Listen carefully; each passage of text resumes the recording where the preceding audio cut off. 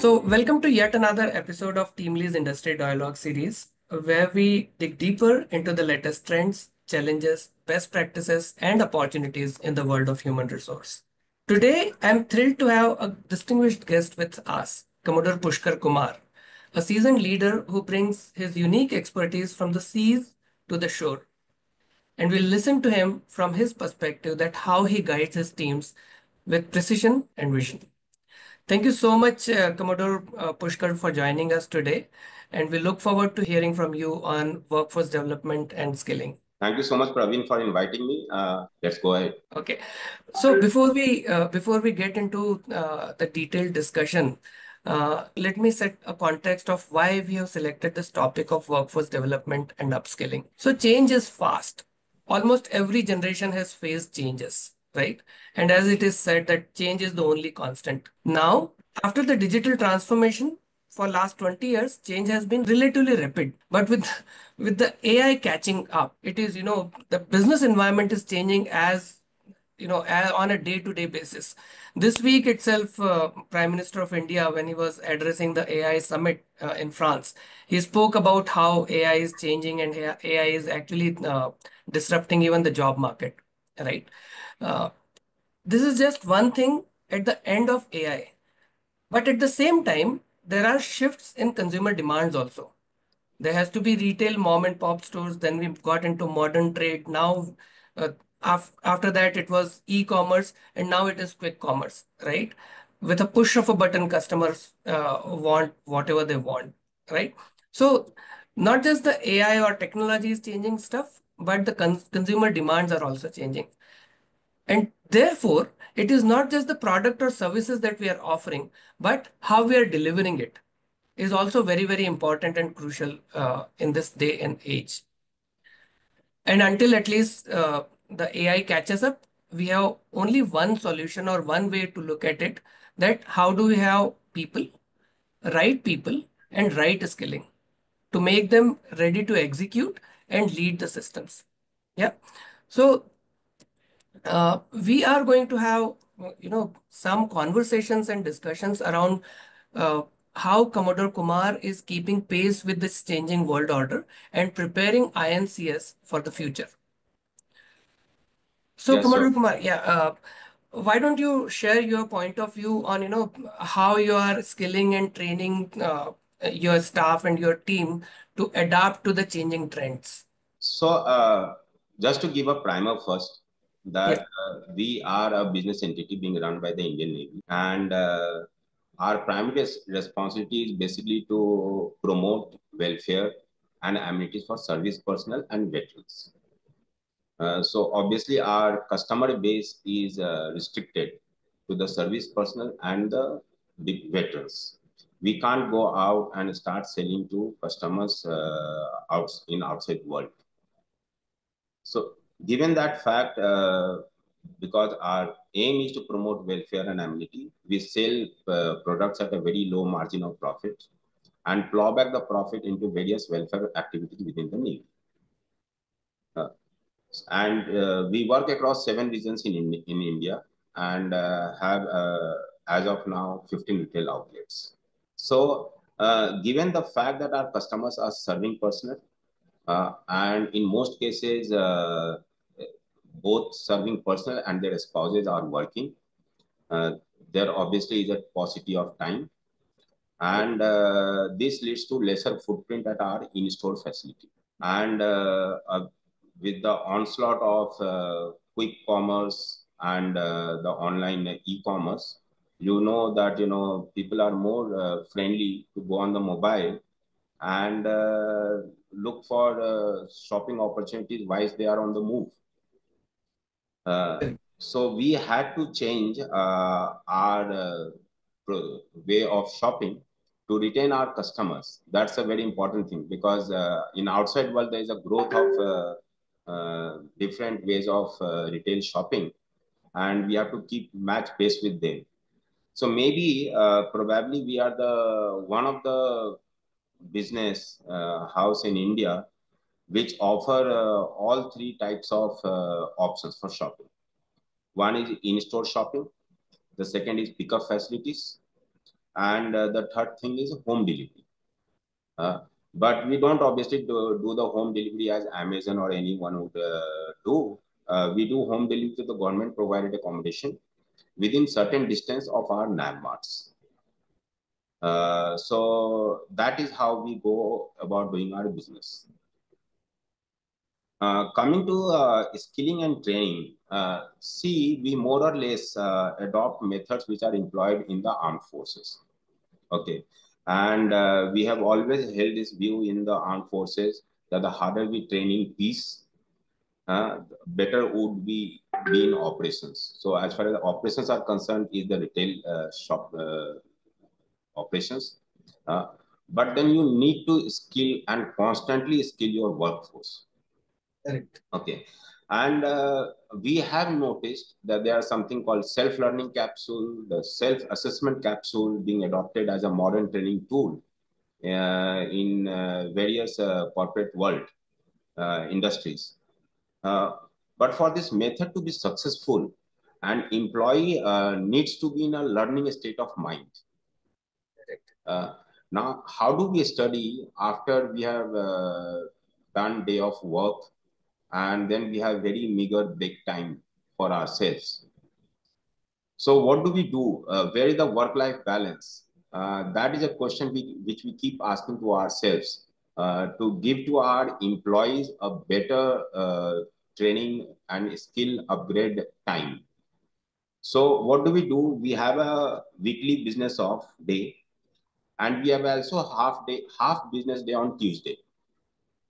And that is how we manage to squeeze in an hour of training, a sports activity, or a welfare activity. So we focus on a training which is not self-assessment.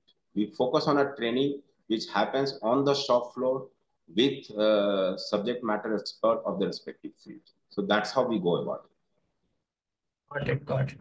So, thank you so much for giving the context, and it is quite surprising, and I'm very happy to know that, one, you have moved from just in shop to online plus home delivery. As far as I was, it's something new for me to know. Then second thing is, which is what very important to learn is that you are providing trainings which are actually, on the job, as well as, the assessment is not self-assessment kind of thing. Yeah. So actually it comes out in terms of outcome and productivity that, that the training your folks are getting. Great, sir. So the second question is, with time, there are a lot of changes in terms of technology. You have modern point of sale, inventory management systems, in terms of, since you are only selling to the defense personnel. So there's a CRM system or an integration to, identify the person is, the person who is coming is a legitimate shopper. Yeah. How are you training your staff to, learn those things and then utilize them without, disrupting the operations? So see, for us, technology is an enabler. And if you see the younger generation handles technology in a much simpler manner. And if we are not taking the help of technology, we'll be history in a scheme of organization. Okay. So, but a very important thing is that man behind the machines counts. Okay. Correct. Even if we are in an era of AI, okay, and you rightly alluded to Prime Minister Modi's co-chairing the AI summit, and he said it. He said a very important thing that people talk that AI is going to be a disruptor and will take away the job. He said, no, I do not agree with that. AI will not take away the job. It is just that we have to adopt the AI, and the man, the way he works will change. But it's just a technology. It's not going to take away the job. Okay, so that's a very important thing. We need to adapt technology as quick as possible so that our customers are happy. Okay, so that is how we take it. So if you see our payment modules, uh, we employ we have relationship with the banks, and their representative, they come to our shop floor, give the training on the POS machine. You'll be surprised to know that we follow 100% cashless transactions. Wow. We do not take cash as a part of transactions. Okay. It's great, yeah. Okay. So that is the first thing. The second thing is all our POS machines are CBDC enabled, which is a central bank digital currency. And we have started receiving CBDC payment from at least from the offshore section as of now. Okay. Great. So that is as far as payment systems are concerned. Then as I told you that we have started pickup model and we have started home deliveries for which we have to develop our e-commerce apps. Then obviously there is a business solution called SIMS, and then we have software for accounting. So there is a requirement of a constant training on these software tools for us to remain focused on our operations. With respect to inventory control, we follow just in time for most of our groceries and other products. As you would be aware, we sell anything and everything which a human being needs at his home. Okay, so it starts from grocery to the four-wheelers. Okay, so the items which are costlier in nature, which are like two-wheelers or a four-wheeler, they are called something called AFD, against firm demand items. Okay, so we have a AFD portal. Our customers log into the portal and then they say, okay, we want this car, or we want this scooter, or we want this high cost electronics items, for which we follow something called cross-docking. That, our customers buy something on the portal, they sell it, and the OEM or the vendor directly supplies to the customer's house. I'm sorry, I'm interrupting here, Commodore Pushkar.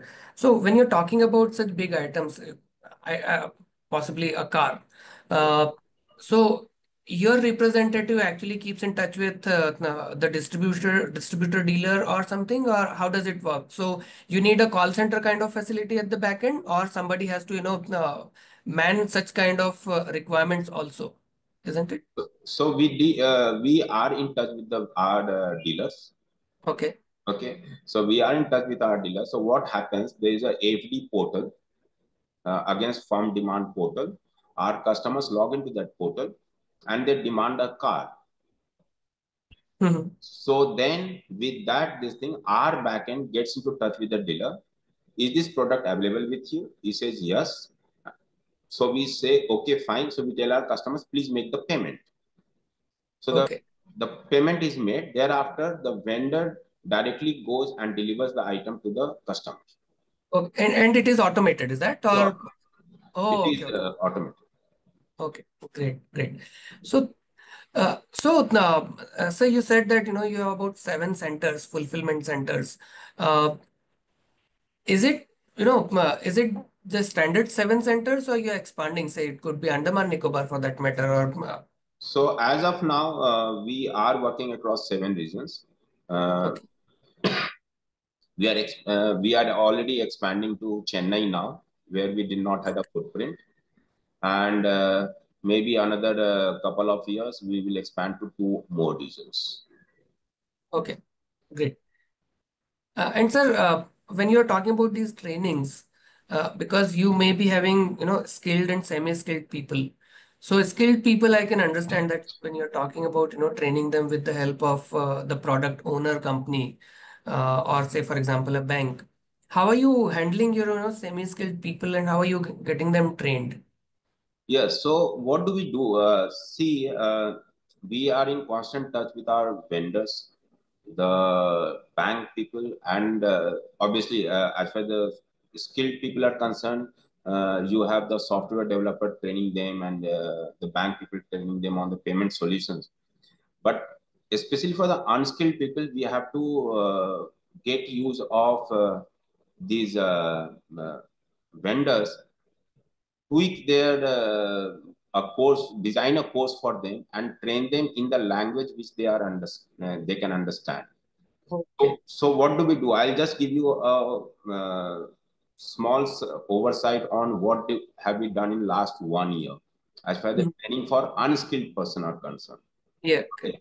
So we did a webinar with FSSAI, which are the food safety Correct. this thing, wherein they briefed our people as to how to keep the items properly in the warehouse. What are the food safety risks if the heat is more than what is permissible? How does the food go spoiled? So it has to be told to them in that manner in which they can understand better. Uh, Correct. okay, so we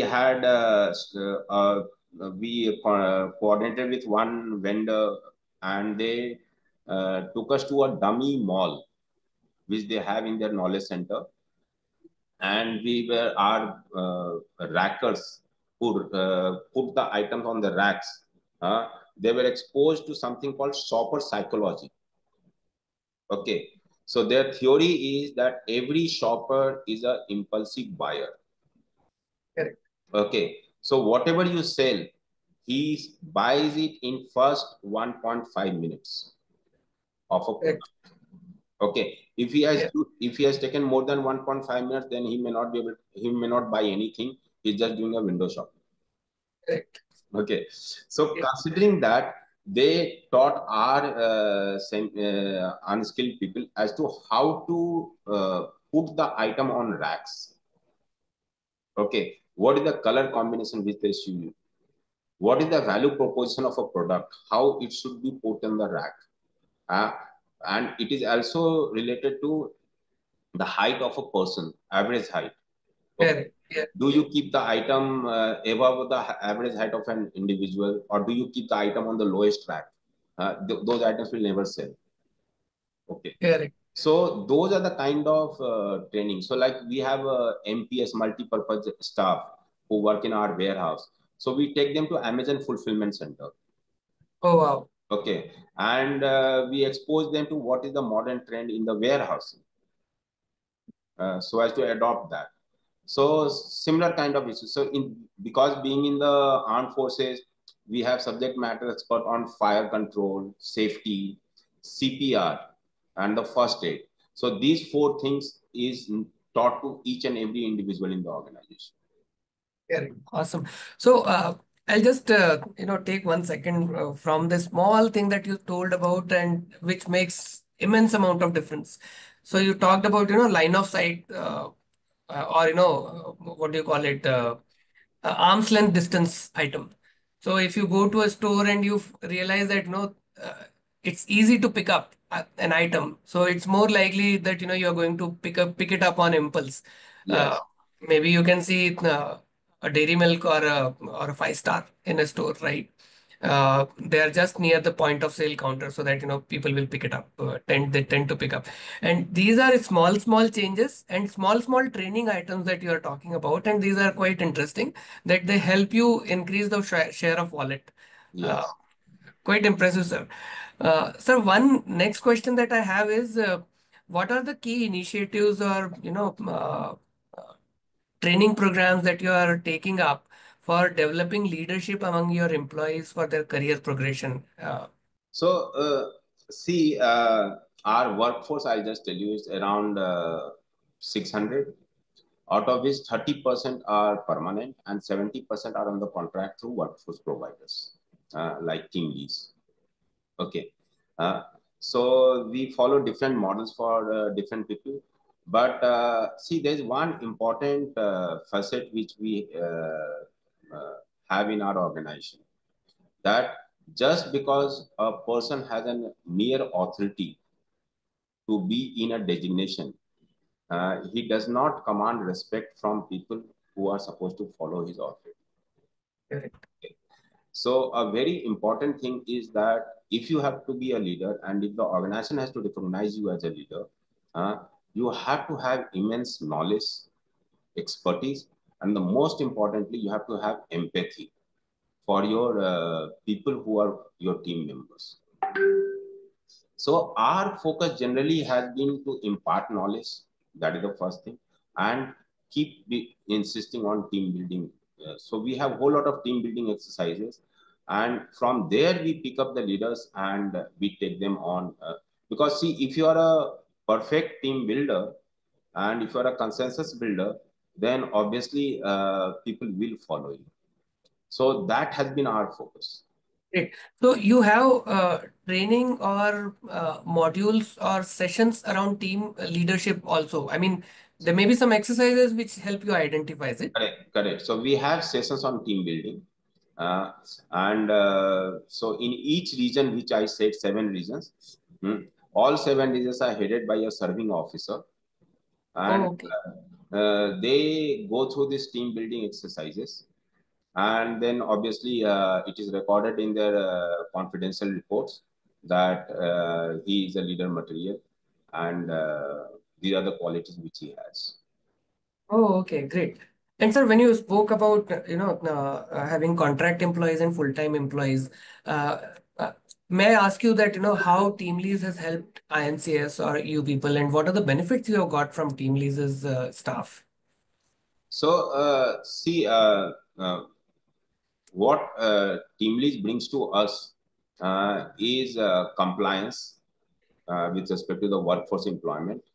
Uh, and second thing is that we have a continuity of workforce with us. You'll be surprised that we have a retention percentage of more than 90% for a person who has served with us for more than a month. So if he is moving out of the organization, he is moving out in the first 1 month. Okay. But if he continues for being with us for more than 1 month, he continues on. And that's how the team lead helps us on that front. That, you know, uh, it's a very seamless and effortless procedure which we have now developed between team leads and us, and much faster response. Everything through the online means, whether it's via email or just on the phone call. So we are very happy with the adherence to compliance, and that brings us on a much better footing. Okay, great, great, sir. I was about to ask you about the retention and what are the challenges that you are facing in retention. But when you said that 90% retention, so I think this question becomes kind of irrelevant. But still, if you want to share some light on this, that how you're keeping your employees intact with you and reducing the attrition. Yeah, so see, uh, I would somehow feel that a bit more than an employee-employer relationship, which we normally find in most of the corporate world. In the armed forces, we believe in more of a familial relationship. Okay, so this is the family which we have. You will be surprised to know during COVID-19, uh, our employees, they volunteered on their own. We made a living place for them within the base, and they kept the shop floor open Oh, wow. for supplies to everyone. So this uh, way of willingly working despite a national pandemic to be so, and there were rules which told them not to come, and we didn't want them to come, but they said no sir, we will come, we will stay with you because we know you will take care of us. Oh, That family way of dealing with everyone. So uh, see, this may be a very small thing, but I'm just saying that if someone has an anniversary, if an employee has an anniversary, yeah. reaching out to their spouse and just giving a token of love from the organization makes a whole lot of things. It brings the spouse on board with you as an organization. Correct. Uh, Other than that, see, there's obviously a productivity linked bonus. There's always productivity linked increment, which are given every year. Unlike, see, in outside world, you have life, you may be having a medical insurance premium. Correct. Covering your, we have a medical cover given by the naval hospital itself Okay. to the employees. Uh, so thereafter, obviously there are a lot of wellness activities which we can, as I told you that, we have Tuesday half day. So we Yeah. uh, invoke this half day into either a wellness activity, some awareness campaign, some sports fixture, or a training fixture. So we keep doing all that. For women employees, we have a very, very strict adherence to POSH. Okay. Okay. Great. To the extent that every quarter we have a awareness campaign, the meeting, we have no blind zones Okay. in our premises except women washroom, and we have a POSH complaint box. So other than these two places, there is no blind zone whatsoever. Okay. Okay. Uh, the one thing I don't know how to tell you, but because our primary workforce is either a semi-skilled or a unskilled worker, we do not box an individual in a confine of one section. That means if he has gone to account section or some admin section, he remains there. No, we do not do this. We So keep, cross learning you're talking about, yeah. is that? So we do the cross learning and we keep employing them after every 6 months into a different section. Okay. So that has really worked out well. Lot many people who felt that they're being underemployed in certain section, they have come back and said, sir, in this section, I am feeling more employed and I'm getting joy out of working in this section. And lastly, obviously, you have recognition and awards. We have Employee of the Month, Employee of the Year. You get the commendation award from the chairman of the board, and you get the commendation award even from the chief of the naval staff. So obviously, these help a lot. And it's a prestige that you're getting an award from the chief of the staff of Western Command or maybe Northern Yes. Command. Great, Yes. awesome. Uh, I was actually when you talked about this thing that cross training and department transfer within maybe 6 months or a year.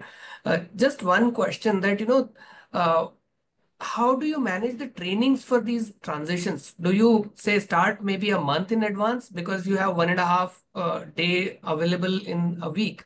So maybe you can start a month in advance that, okay, if somebody wants to move from accounts to say uh, inventory or something else. So you provide them trainings accordingly. How do you manage that? Yeah. So what happens? It is obviously you pair up the senior staff with the junior staff. Okay. And this cross training obviously has to happen at the junior rung of the people. So the senior staff is meant, suppose there is a senior staff in account section. And now from a retail section or a biller, you are sending him to the account section. So that person is obviously working under 2, 3 seniors. And then he gets trained on it. Then we have a database that, okay, this is a person who has worked in account section 2 years back. So why not Okay. bring him to the account section again? Uh, Got this. and that's how we keep doing it. Understood. Understood. Great. Okay. So a couple of takeaways that I had that the work-life balance that you offer, and a couple of training and upskilling programs that you run. I have actually taken notes out of those, so I'll just read out. Managing small things such as what to put where, and trainings with FSSAI. That what is the importance of these certifications and how do you manage the inventory according to the maybe expiry date for that matter, right? Then team building exercise and leadership exercise. Plus, taking people to the Amazon fulfillment center. These are some great initiatives that you talked about. I just loved these ideas.